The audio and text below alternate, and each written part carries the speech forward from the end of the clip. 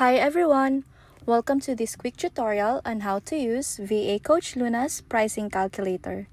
Dito, ituturo ko sa inyo step by step kung paano nyo pwedeng gamitin tong tool para malaman ang tamang selling price ng products nyo based sa materials, labor, at other costs. Alam nyo, maraming businesses ang maraming benta pero lugi pa rin. At isa sa mga pinaka-common na dahilan ay mali ang pagpepresyo ng produkto. Baka isa rin kayo doon, kaya nyo rin siguro binili tong calculator para finally malaman kung kumikita ba talaga kayo sa bawat product. Perfect to for small business owners, crafters, or anyone na gustong siguraduhin na profitable ang bawat item na binebenta nila. So, if you've ever wondered, magkano ko ba talaga dapat ibenta tong product ko? This calculator will help you figure it out easily and accurately. Okay, so let's get started. Let's start with the very first tab, the README section. Dito nyo makikita lahat ng important details bago nyo gamitin ang calculator. You'll find a quick guide explaining how each part of the calculator works, plus a few spreadsheet reminders to help you avoid any errors while using it. And of course, andito rin lahat ng important links, kasama na ang video tutorial na to and the link to our official VA Coach Luna Facebook page. If ever may part kayo na nalilito or hindi sure kung paano gamitin, don't worry. You can always reach out to us through our page. We'll gladly help you out and make sure you're confident using your pricing tool. Now let's move on to the next tab, List of Materials. Dito nagsisimula ang actual computation process. Meron akong written instructions sa taas to guide you. You can easily show or hide these notes by clicking the little plus or minus sign on the leftmost part of the sheet. Perfect if you want a cleaner view while working. Okay, so first step, set up your currency. You'll find it sa cell B12. By default, nakaset siya sa Philippine peso.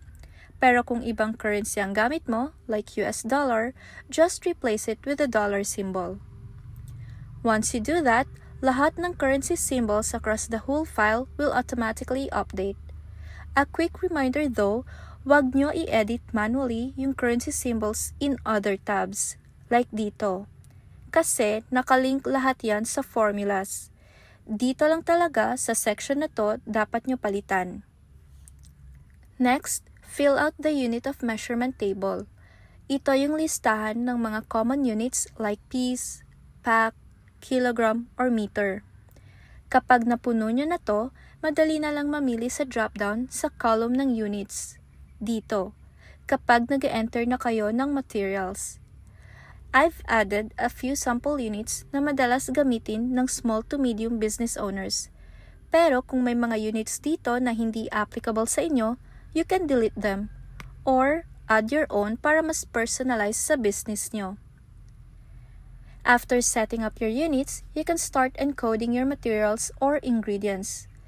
Just fill out each column, material name, kung ano yung item, for example, paper cups, sugar, fabric, total price, magkano mo binayaran for the whole batch, unit, choose from the drop-down, and number of units, kung ilang pieces or quantity per batch. Let's go through an example. Let's say bumili ka ng 1 pack of paper cups for 68 pesos and 75 cents. And that pack contains 50 cups. So ang ilalagay mo, 68 pesos and 75 cents sa total price, select piece sa unit, and input 50 sa number of units. The price per unit column is the only part you shouldn't touch. Automatic na siyang nagko-compute. You'll notice it's shaded in gray para alam mong formula protected na siya. And as you can see, after we enter the information for 1 pack of paper cups, the price per unit or ang presyo ng 1 paper cup is automatically calculated as 1 pesos and 38 cents. Now, for the supplier and notes columns, optional lang yan. Pero very helpful kung gusto mong maglagay ng supplier details or contact information for easy reference in the future. For this demo, I've added a sample list of ingredients for bacon carbonara, just to show you how the inputs work and how the calculator breaks down each cost per unit. Let's say we bought 1 pack of spaghetti na 400 grams for 48 pesos. So, you'll enter spaghetti under material name or ingredients, 48 pesos under price, and set the unit of measurement to grams. Since the pack contains 400 grams, input 400 in the number of units column. The price per unit, or the price per gram, will then be calculated automatically as 12 cents. Now let's move on to the next part, the single product calculator. This is where the real magic happens, kasi dito nyo makikita kung magkano talaga ang totoong cost ng isang product and how much profit you're actually making. This tab is designed to help you compute your product pricing accurately, using real numbers from your business, not just guesses. Everything here is structured so that once you enter your data, the rest of the sheet does the math for you automatically. Just like in the list of materials tab, meron din tayong written instructions on this page to help guide you. Alright, let's go through it step by step. First, start by entering your product name in cell B12. For this example, I'll use Signature Bacon Carbonara. Next, you'll see the base cost breakdown section. This part gives you a quick summary of your total cost, automatically computed from the detailed breakdown below. It's divided into 3 major cost components: material costs, labor costs, and overhead expenses. Below that, you'll also find a cost breakdown graph. This updates in real time and visually shows how your total costs are distributed, whether most of your spending goes to ingredients, manpower, or overhead. It's a quick and easy way to spot which area eats up most of your budget. Now on the right side, you'll see 3 pricing strategy options. These help you decide how to set your selling price. Depende kung ano ang pinakaswak sa business strategy nyo. Let's go through each one. First, price by profit margin. This method lets you set your target profit based on a percentage. For example, if your total cost to make 1 serving of bacon carbonara is 100 pesos, and you want a 50% profit margin, the calculator will automatically compute your selling price at 200 pesos. It's a great option if gusto mong consistent ang profit margins mo across different products, especially kung pare-pareho ang pricing structure ng mga binebenta mo. Next, price by profit amount. This one works if you already have a fixed profit amount in mind. Kumbaga, yun na talaga yung amount na gusto mong kitain per product. For instance, gusto mong kumita ng 70 pesos per item. Just enter 70 pesos in the desired profit field, and the calculator will automatically add it on top of your total cost. Perfect to for sellers na alam na kung magkano exactly ang gusto nilang tubo per product.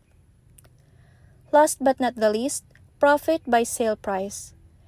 Now, this one works in reverse. Instead of setting your profit first, you input your intended selling price, and the calculator shows you exactly how much profit you'll make from that price. For example, kung gusto mong ibenta ang bacon carbonara for 350 pesos, kasi yan din ang presyo ng competitor mo, this sheet will instantly calculate how much of that 350 pesos is your actual profit, after deducting all costs. This method is super helpful if you're testing different price points or matching your competitors' prices, while making sure you're not selling at a loss, yung hindi ka rin naman nalulugi. Kasi minsan, some sellers try to beat their competitors' prices, pero hindi nila napapansin, lugi na pala sila. For example, let's say, binebenta ng competitor mo ang bacon carbonara for 250 pesos, tapos gusto mong ibenta ng 220 pesos para mas mura at sayo bumili ang mga tao, pero ang total cost pala ng isang serving mo is 229 pesos and 09 cents. so lugi ka pa ng 9 pesos and 09 cents per order. Kaya napaka-importante nitong pricing calculator. It helps you stay on top of your numbers para alam mo kung kumikita ka o nalulugi ka sa bawat product. In this section, you'll also see options to input discounts if you plan to offer promos or sale prices, and sales tax. For example, 3% for non-VAT businesses or 12% if you're VAT registered. Including this ensures your profit calculation is realistic and accurate. Kasi minsan akala natin kumikita tayo, pero once you factor in VAT or discounts, doon mo malalaman na lumiit pala yung actual gain. So make sure you always account for this when setting your final selling price.